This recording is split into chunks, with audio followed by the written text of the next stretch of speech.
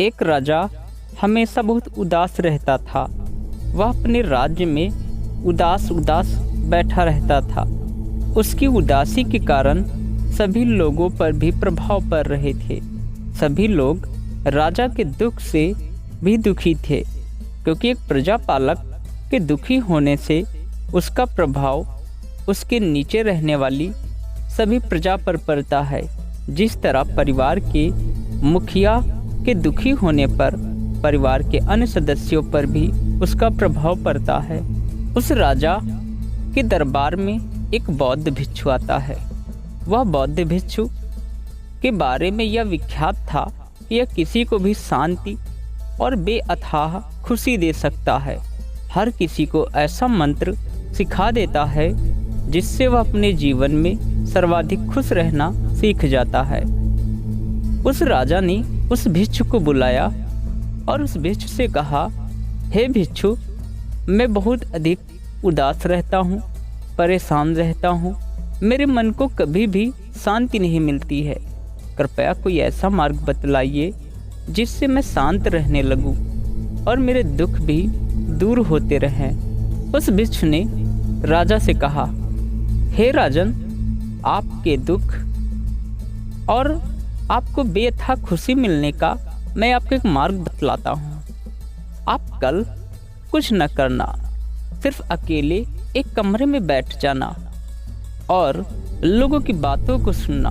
वो आपको क्या कहते हैं, वो अपने कौन से विचार आपके सामने व्यक्त करते हैं।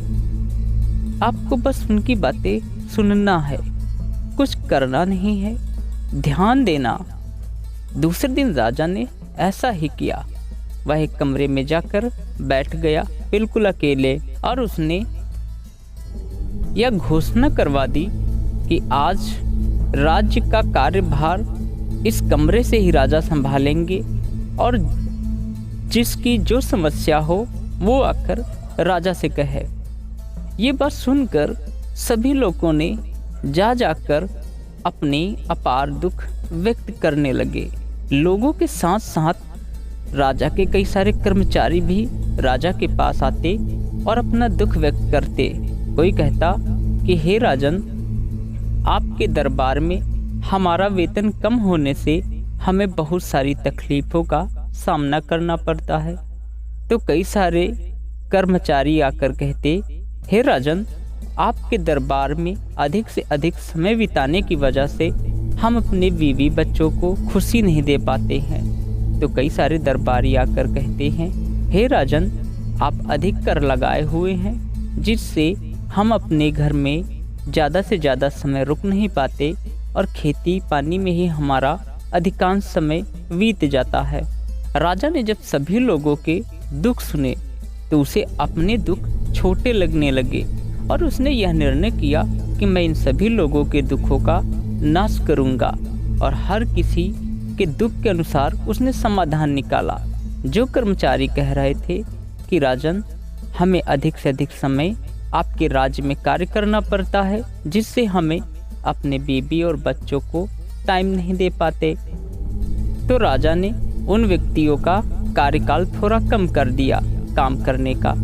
और ऐसे ही राजा ने सभी की परेशानियों का निदान किया।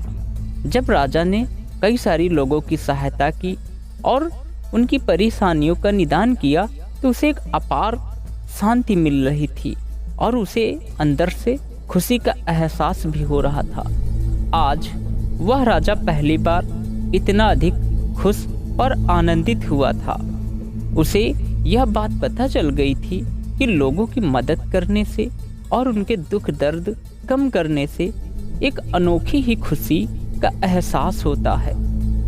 जब दूसरे दिन बौद्ध भिक्षु राजा के दरबार में आया तो राजा जाकर बौद्ध भिक्षु से कहता है, हे बौद्ध भिक्षु, कल मैंने पूरे दिन सभी लोगों की समस्याओं को सुना और उनकी समस्याओं का निदान किया, जिससे आज मुझे अपार शांति और खुशी मिल रही है। उस बौद्ध भिक्षु ने कहा, राजन, तुमने सही मार्ग चुना है। अब तुम जान चुके हो कि हर पल खुश रहना कैसे सीखा जाता है और शांति कैसे मिलती है। तो हे दोस्तों, इस कहानी के माध्यम से हम सीख सकते हैं कि हमारे जीवन में शांति और खुशी हर पल हमें मिल सकती है। बस हम किसी दूसरे को भी शांति और खुशी देने का प्रयास करें। जरा आप थोड़ा सा सोच कर देखिए, आप जिसे खुशी या शांति देंगे वो भी आप ही की तरह एक व्यक्ति है। उसके अंदर भी आपकी तरह ही फीलिंग्स हैं, वो भी आपकी तरह ही महसूस करता है खुशी और शांति को। यदि आप किसी को खुशी और शांति देंगे और दूसरा किसी को खुशी और शांति देगा, शायद जो दूसरा किसी को खुशी या शांति दे वो कहीं आप ही न हो, तो आपको कितना ज़्यादा खुशी और शांति मिलेगी। इसलिए आप हमेशा प्रयास करिएगा अपने जीवन में कि आप कभी भी किसी को दुख नहीं देंगे और जितना आपसे हो सके आप किसी की मदद करेंगे। आप देखना, जब आप किसी की मदद करेंगे तो आपको एक अनोखी शांति या खुशी का एहसास होगा।